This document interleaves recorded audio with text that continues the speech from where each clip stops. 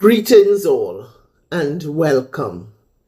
I am Ifarounke Deidre Prescod, and I thank you for joining me in this sacred space of reflection, where we slow down just enough to listen, not only with our ears, but with our spirit. This is Reflecting on Divinity, a journey inward, where we explore the truths that shape our becoming and the wisdom that lives just beneath the surface. Today's phrase touches something many of us have felt, but have not always named: the quiet, sometimes subtle ways doubt enters and changes us. Let us breathe together and step gently into this exploration. There are moments in our lives when doubt doesn't just visit, it settles in.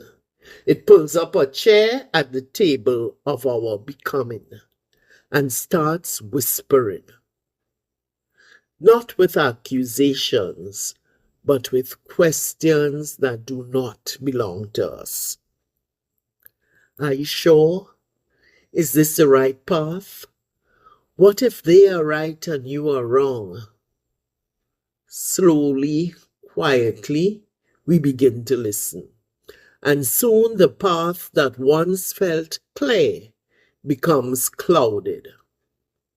Our momentum shifts.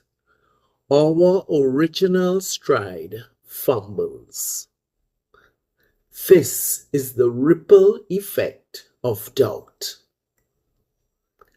Today's phrase is this: doubt, or any other tool of manipulation that would lead to false beliefs, alters my original trajectory and fumbles my stride, interrupting my momentum at best, or causing irrevocable changes as the influence takes on a life of its own and perpetuates. Let us begin by naming these tools of manipulation. Sometimes they are obvious, like fear or pressure, but often they are subtle, like flattery that steers you from your truth, guilt that binds you to someone else's comfort, advice that sounds wise but is really just someone else's expectation for how you should live. Expectations that are dressed up as guidance, spoken with authority, but disconnected from your truth. Each one carries the potential to interrupt your stride, to alter the direction of your life by just enough degrees that eventually you don't recognize where you are anymore. It is one thing to pause and reflect. That is necessary. That is wisdom. But when doubt fumbles your stride, it doesn't just pause you, it reroutes you. And if left unchecked, it becomes its own momentum, a false rhythm, born not of your truth, but of someone else's shadow. Imagine a runner, clear in direction, suddenly taking a wrong turn because of a misplaced sign. They're still running, but no longer toward their goal. But let's go deeper. The phrase says, interrupting my momentum at best, or causing irrevocable changes as the influence takes on a life of its own and perpetuates. At best, the interference just slows you down. You pause, stumble, second guess. You recover eventually, but you have lost rhythm, lost time, maybe even some confidence. But at its worst, it changes the course of your life entirely. A false belief left unchallenged can root itself so deeply that your entire reality begins to orbit around it. It becomes a filter through which you see yourself, a weight you carry into every decision, a silent influence that repeats itself, not just in you, but sometimes in your children, your community, your culture. That is what it means when the phrase says the influence takes on a life of its own and perpetuates.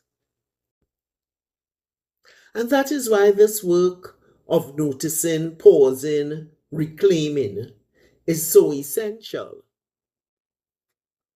Because the earlier you interrupt the ripple, the easier it is to return to your truth before it reshapes your path entirely.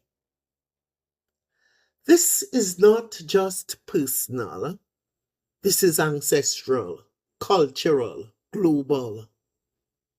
In some families, girls are still taught that their silence is strength, that to be obedient is to be safe. And so the ripple continues, generation after generation of brilliant women, dimming their voices in homes, in boardrooms, in sacred spaces. In some spiritual paths, people are taught that suffering is a virtue, not as a doorway to growth, but as a requirement for approval. And so joy becomes suspect, pleasure is policed, and wholeness is postponed in the name of sacrifice. In some post-colonial cultures, there lingers an unspoken belief that the ways of the conqueror are more refined. And so we trade our ancestral wisdom for validation, never questioning whose truth we are living under. In the Western world, productivity is often mistaken for worth.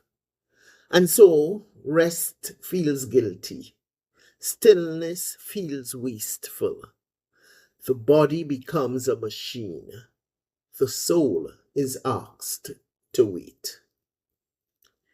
These are just a few examples of how doubt or distorted beliefs passed as truth can take root in systems, in memory, in identity. They echo through generations until someone, maybe you, pauses the pattern. And that is sacred work. Many of us are living out belief systems that we never examined. They were handed down, repeated, enforced, and over time, they have taken on a life of their own. They may not even look like doubt. They may look like tradition or the way it has always been. But inside, they feel like hesitation, resistance, self-betrayal. Maybe you have been offered an opportunity, but you pause. Not because it is wrong, but because it does not fit the version of you others are used to. Maybe you have silenced your voice in a conversation, not wanting to rock the boat, even though your spirit stirred with truth.